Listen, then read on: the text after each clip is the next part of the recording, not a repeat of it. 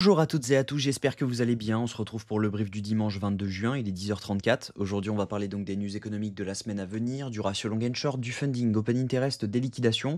On regardera ce que font les whales en finissant par l'analyse technique de Bitcoin. Mais avant ça, on va regarder donc ce qui s'est passé hier. Hier, je vous avais dit que potentiellement on aurait un petit pump pour ensuite avoir le grand rect.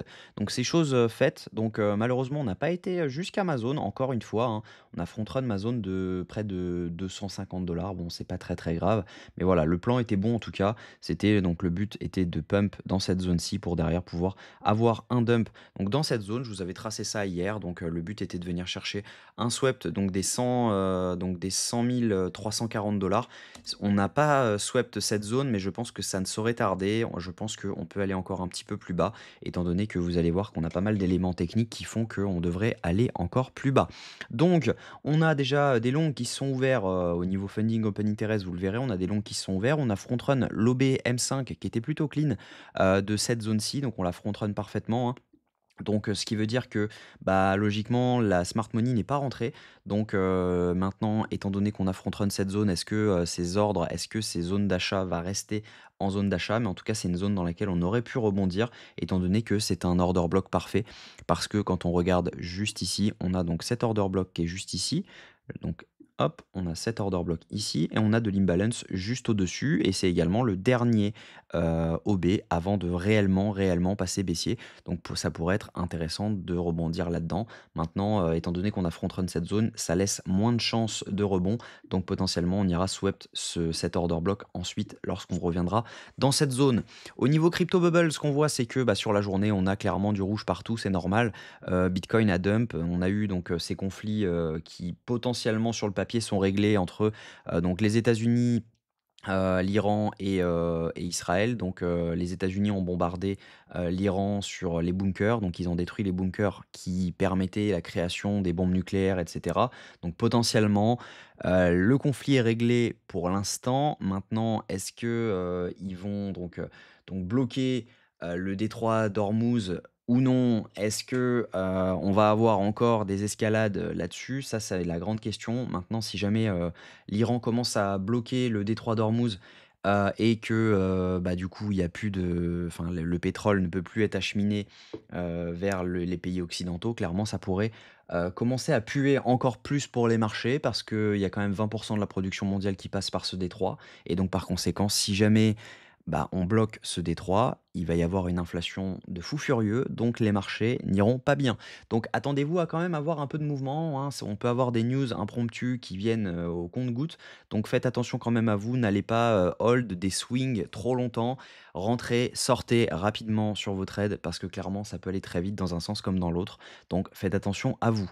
Au niveau news économique, cette semaine on a le PMI manufacturier donc lundi à 15h45. On aura mardi la confiance des consommateurs. Donc ça a un impact direct sur l'inflation suivi d'un discours de Powell à 16h, donc c'est en même temps.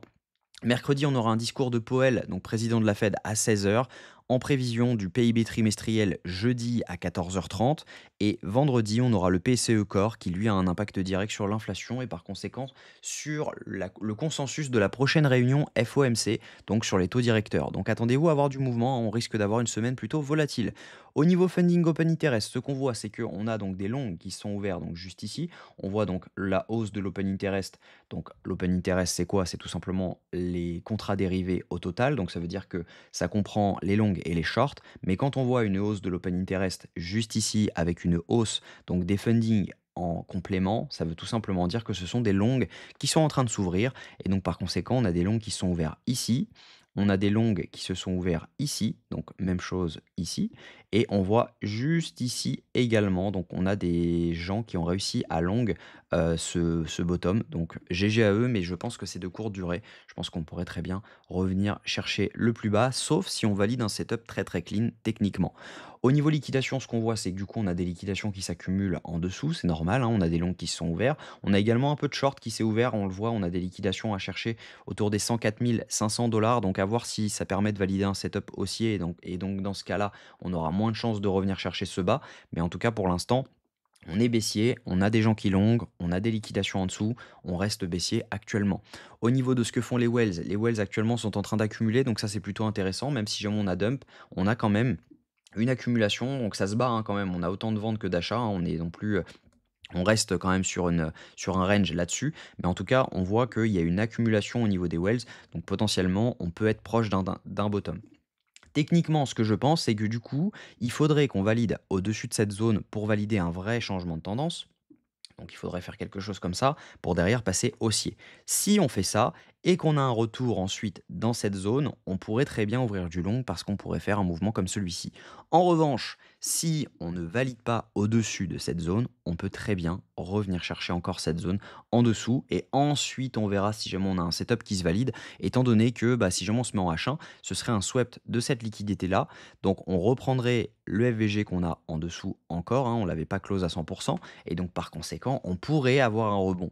Maintenant, ça ne veut pas dire que ça sera un bottom, on peut tout simplement être dans un range entre donc cette zone-ci et cette zone-ci, dans laquelle bah, tout simplement on sweep les liquidités d'un côté, on revient à la hausse, on sweep de l'autre, derrière on revient à la hausse jusqu'au moment où on prend une décision et potentiellement la décision sera baissière.